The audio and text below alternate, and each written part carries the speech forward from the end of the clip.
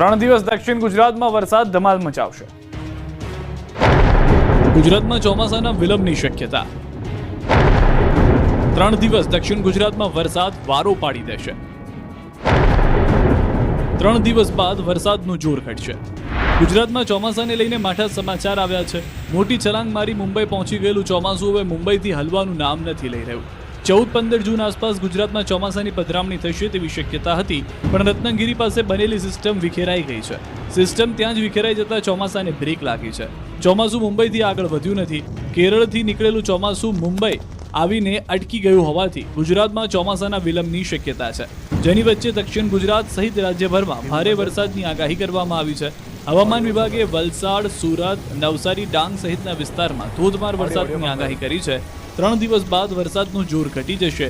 Upper air cyclonic circulation સક્રિય હોવાથી ગુજરાતમાં વરસાદની આગાહી કરાઈ છે. અમદાવાદમાં સામાન્યથી મધ્યમ વરસાદ પડી શકે. साउथ दक्षिण गुजरात की जो जिला है इसमें भारी बरसात का भी चेतावनी है. इसमें एक अपर या साइक्लोनिक सर्कुलेशन परसिस्ट कर रहे हैं हमारा दक्षिण गुजरात की 1.5 किलोमीटर और 3.1 किलोमीटर अबव मीन सी लेवल के ऊपर. इसी के कारण हम आज भारी रेनफॉल का चेतावनी दिए गए हैं. બનાસકાંઠામાં પૂરપાટ જતા ટ્રકનું ટાયર ફાટતા રોડ પર ટ્રક પલટી. પૂરપાટ જતી ટ્રકનું ટાયર ફાટ્યું અને રોડ પર પલટી ગઈ ટ્રક.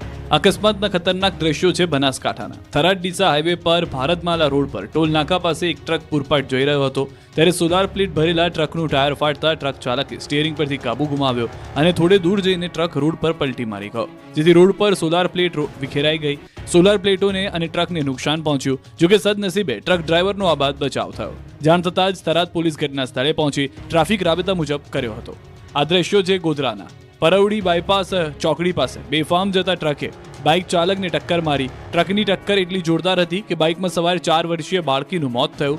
ગોધરાના કોટડા ગામના પિતા પુત્રી માટે ટ્રક કાળ બનીને ગયો. દીકરીને બાઇક ઉપર બેસાડી દૂધ ભરવા જતા સમયે ઘટના બની. અકસ્માત સર્જાતા ટ્રક મૂકી ચાલક ભાગી છૂટ્યો.